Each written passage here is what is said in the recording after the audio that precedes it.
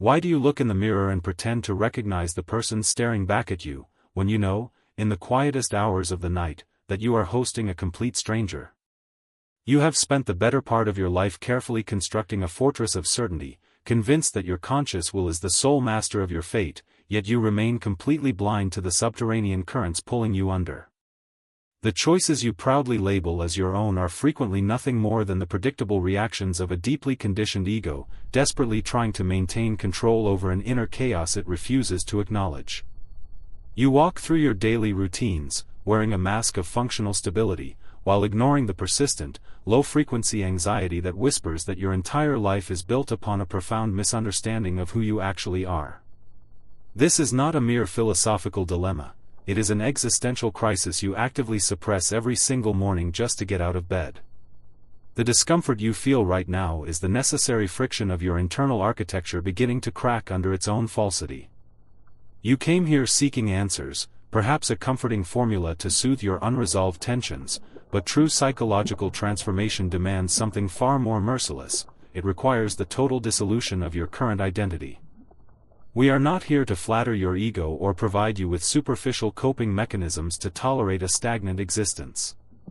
We are standing at the threshold of the Rubedo, the final, reddening stage of the alchemical process, where the psychological dross of your past is definitively burned away to forge a genuine self. This process is inherently violent to your illusions. It forces you to confront the split between the persona you project to the world and the raw, unvarnished truth of your unconscious depths. If you choose to look away now, you merely choose to remain a passive spectator in your own life, driven by forces you call fate simply because you lack the courage to name them as your own. Topics. 1. The fiction of your conscious control. You cling to the illusion that your conscious mind is the absolute monarch of your psychological domain, yet you cannot even control your next intrusive thought. When you find yourself sabotaging a relationship, overreacting to a minor criticism, or falling back into a habit you swore you had outgrown, you comfort yourself with the lie that it was merely a temporary lapse in judgment. It is far more terrifying to admit that another entity within you made that choice for you. Your ego is not the master in its own house, it is merely a small, fragile island floating on a vast, unpredictable ocean of the unconscious. Every time you assert your absolute free will, you are simply displaying the naive arrogance of a sailor who believes he commands the tides because he can turn the rudder. This desperate need for control is a defense mechanism against the radical unpredictability of your inner world. You organize your schedule, catalog your beliefs, and curate your identity to shield yourself from the underlying dread of your own complexity. But the unconscious mind cannot be managed by your spreadsheets or suppressed by your conscious willpower. It operates according to its own ancient, autonomous logic, and when it is ignored, it does not vanish, it mutates into physical symptoms, sudden outbursts, and inexplicable failures. You are currently living in a state of psychological occupation, ruled by unacknowledged complexes that dictate your preferences, your fears, and your desires while you smile and take the credit. To understand this is to experience a profound and unsettling disorientation. Consider the last time you felt an intense, irrational wave of anger towards someone who merely disagreed with you. That visceral reaction did not originate in your conscious logic, it erupted from a hidden depth that felt profoundly threatened. Your ego quickly manufactured a rationalization to justify your hostility, hiding the reality that a highly sensitive nerve within your psyche had been exposed. You are constantly rewriting your internal history to make yourself the rational hero of a story where you are actually a bewildered bystander. The moment you stop justifying your automated reactions is the exact moment you realize you have been living a fiction, driven by an invisible puppeteer of your own making. 2. The dark companion you refuse to see. Everything you despise in others, everything you judge with immediate, vitriolic intensity, is a living, breathing component of your own psychology that you have cast into outer darkness. This is your shadow, the repository of your rejected desires, your unsanctioned aggressions, and your unlived potentials. You believe you are a thoroughly decent, moral person simply because you lack the courage or the opportunity to act on your darkest impulses. You have managed to maintain this pristine self-image by projecting all your inner filth onto your neighbors, your colleagues, or your political adversaries. It is a convenient arrangement. By condemning them, you enjoy a cheap sense of moral superiority while your own unexamined darkness grows more potent in the dark. The shadow is not an abstract concept, it manifests in your everyday life as a thick, emotional reactivity. When someone's arrogance or weakness disgusts you to an irrational degree, you are not witnessing their flaws dispassionately, you are reacting to a mirror image of your own repressed tendencies. Your psyche cannot tolerate the tension of holding its own contradictions, so it projects them outward, transforming the world into a theater of your own disowned traits. You look at society and see monsters, entirely oblivious to the fact that the architecture of your own mind contains the exact same monstrous potential. By keeping your shadow completely unconscious, you ensure that it remains a volatile, destructive force that will eventually erupt when you least expect it. Confronting this reality is an agonizingly painful experience because it completely dismantles your moral vanity. You must accept that within you lies the capacity for cruelty, for betrayal, and for profound selfishness, not as abstract possibilities, but as active forces seeking expression. True moral stature is not achieved by pretending you possess no darkness, it is achieved by looking directly into that abyss, recognizing it as your own flesh and blood, and consciously choosing how to integrate its immense energy. Until you take ownership of your shadow, you are merely a fragment of a human being, a walking hypocrisy whose artificial light is sustained only by ignoring the vast, suffocating darkness that tracks your every movement.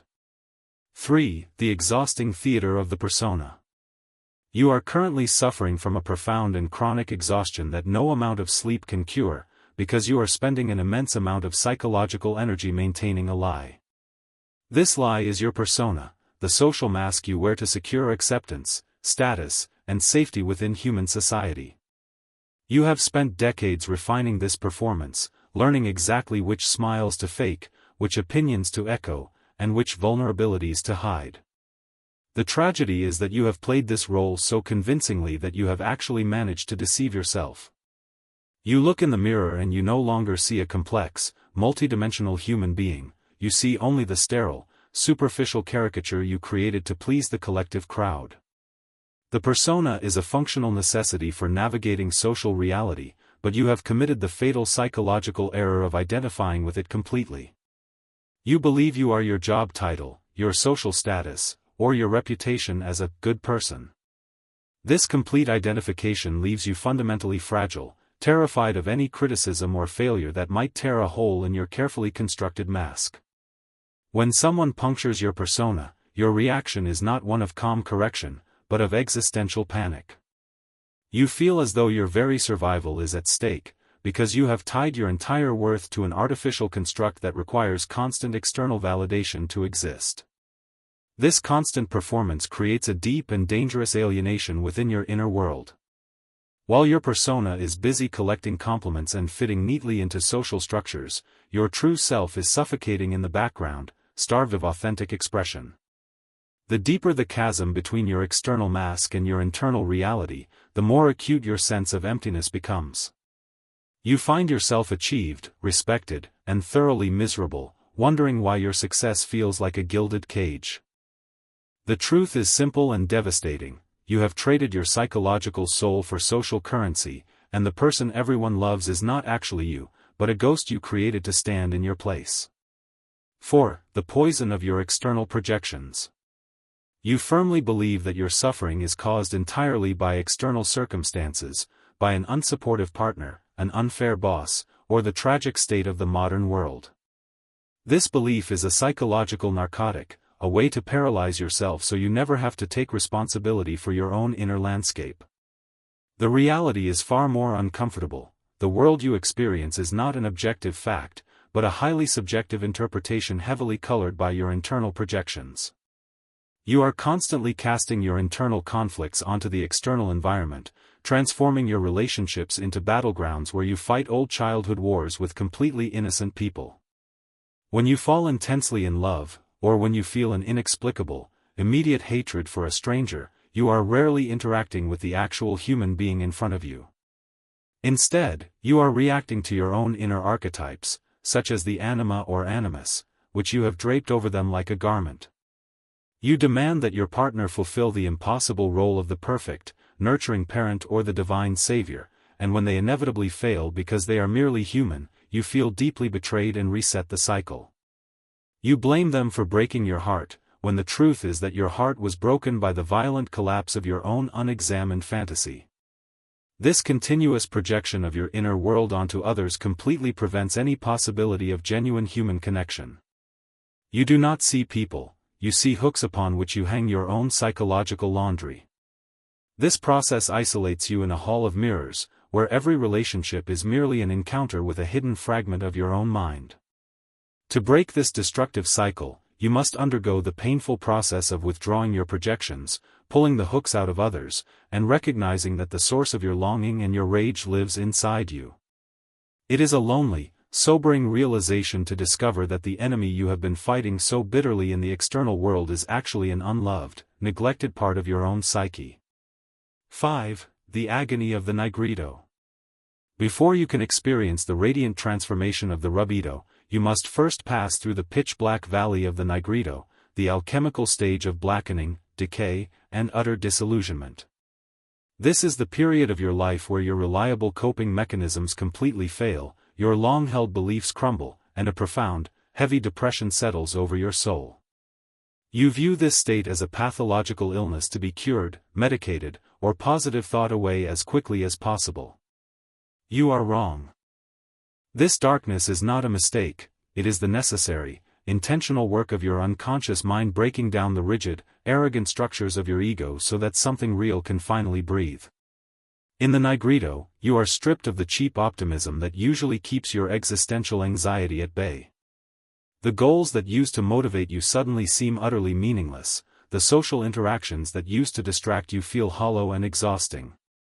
This state is a profound psychological death, and it is terrifying because your ego believes that if its current identity dies, you cease to exist entirely. You fight against this blackening with everything you have, attempting to force yourself back into a state of artificial cheerfulness, but the unconscious mind is stubborn. It will keep dragging you back into the dark until you finally stop running and agree to look at what is decomposing beneath the surface. This decay is essential because you cannot build a genuine life on top of a rotten foundation. The illusions you held about your innocence, your control, and your path forward must turn to ash before a true psychological resurrection can occur. The depression you find yourself fighting is often nothing more than your true self refusing to cooperate with the false life your ego has planned for it. It is an act of internal sabotage designed to save you from a lifetime of superficiality. When you finally stop treating your despair as an enemy and begin treating it as a profound, albeit painful, teacher, the darkness stops feeling like a punishment and begins to reveal itself as the fertile, unformed soil from which your true individuality will grow. 6. The tyranny of the collective mind. You pride yourself on being an independent thinker, yet almost every value you hold, every fear you harbor, and every ambition you pursue has been handed to you by the collective hive mind of society. You are terrifyingly susceptible to mass psychology, easily swayed by collective hysterias, tribal political alignments, and the sterile standards of modern cultural success. The collective mind offers you a comfortable deal. If you surrender your individuality and adopt its pre-packaged dogmas, it will reward you with a sense of belonging and protect you from the terrifying responsibility of thinking for yourself. It is an exchange of your psychological freedom for a cheap, fragile illusion of safety. This collective identification turns you into a psychological clone, an easily manipulated cell in a larger, unthinking social organism. When you adopt the outrage of the crowd, you are not exercising moral agency, you are participating in a form of psychic epidemic. The crowd does not possess a conscious soul, it operates on primitive, undifferentiated instincts that amplify fear, aggression, and prejudice. By merging your identity with the collective, you actively participate in the suppression of your own unique potential, choosing the warmth of the herd over the steep, lonely path of true psychological development. You become completely indistinguishable from the background noise of your era. To break away from this collective hypnosis requires a terrifying act of psychological treason. You must be willing to stand in absolute opposition to the expectations of your family, your peers, and your culture when their demands violate the internal truth of your psyche. This is the true meaning of individuation, the arduous process of becoming the unique psychological individual you were always meant to be, distinct from the collective mass. It is a path marked by an intense, existential loneliness, because it requires you to abandon the comfort of shared illusions. The moment you decide to question the self-evident truths of your society is the moment you step out of the herd and begin the true, dangerous journey toward your own authentic soul. 7. The internal war of split identities. Your mind is not a single, unified entity, it is a volatile battlefield populated by autonomous, conflicting psychological factions. You experience yourself as a coherent, but this is a convenient fiction designed to keep you from recognizing the internal civil war that rages within you daily. Within your psyche live distinct subpersonalities, what I have termed complexes, each possessing its own memory, its own emotional charge, and its own specific agenda. One part of you desperately desires intimacy and connection, while another, wounded part actively destroys your relationships to protect you from perceived vulnerability. You spend your life pulled in opposite directions, torn apart by an internal polarization you do not understand. These complexes operate like independent entities within your mind, waiting for specific environmental triggers to seize total control of your consciousness. When a complex is activated, perhaps by a specific word from your partner or a perceived slight from a colleague, your rational ego is effectively hijacked. Your emotional tone shifts instantly, your perception narrows, and you find yourself speaking and acting with a concentrated, defensive intensity that feels entirely alien to your normal self. Afterward, when the emotional storm has passed, you look back at your behavior with a sense of shame and bewilderment, wondering what came over you. What came over you was an autonomous psychological complex that you have refused to integrate. This internal fragmentation is the core source of your psychological suffering. You cannot resolve these deep inner conflicts by taking sides, by trying to repress the angry part, or by forcing yourself to only feel the positive emotions. Repression merely gives the rejected complex more autonomous power in the darkness of your unconscious mind. The only path to internal peace is the difficult, counterintuitive work of bringing these warring factions into open conversation with one another.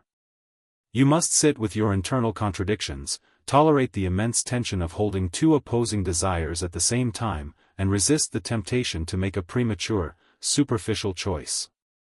Only through this sustained internal tension can a new, higher level of consciousness emerge, synthesizing your fractured pieces into a resilient, complex whole. 8. The birth of the true center. If you endure the terrifying dissolution of your illusions and hold the immense tension of your inner contradictions, you will eventually experience a radical shift in your psychological center of gravity. You will realize that the ego, the fragile, anxious coordinator of your daily life, is not the true center of your being. Deep within the unconscious, new, far more profound organizing principle begins to manifest: the self.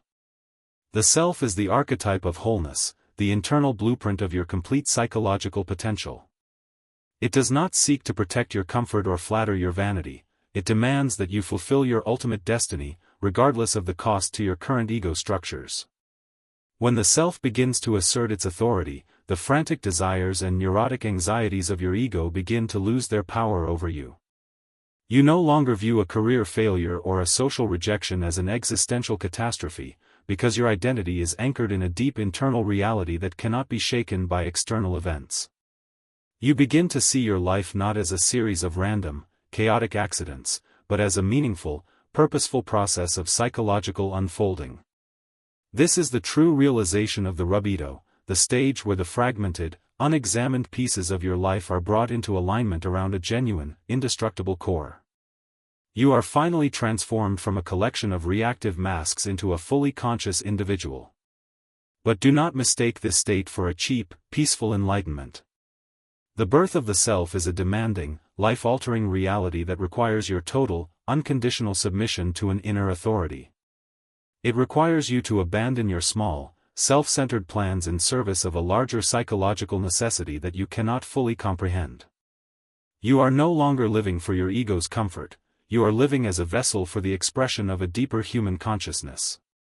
This is the profound, unsettling reality of a truly individuated life. You are finally free from the tyranny of your past and the illusions of your society, but but you are now permanently bound to the absolute truth of your own soul. Conclusion. We have traveled through the darkest corridors of your mind, stripping away the comforting illusions, the social masks, and the protective projections that you have used to shield yourself from the reality of your existence. You can no longer pretend that you are a passive victim of an uncaring fate, nor can you pretend that the darkness you witness in the world lives entirely outside of your own heart. The fire of the Rubedo has been lit within you, and it will continue to burn away your false identities whether you cooperate with it or not.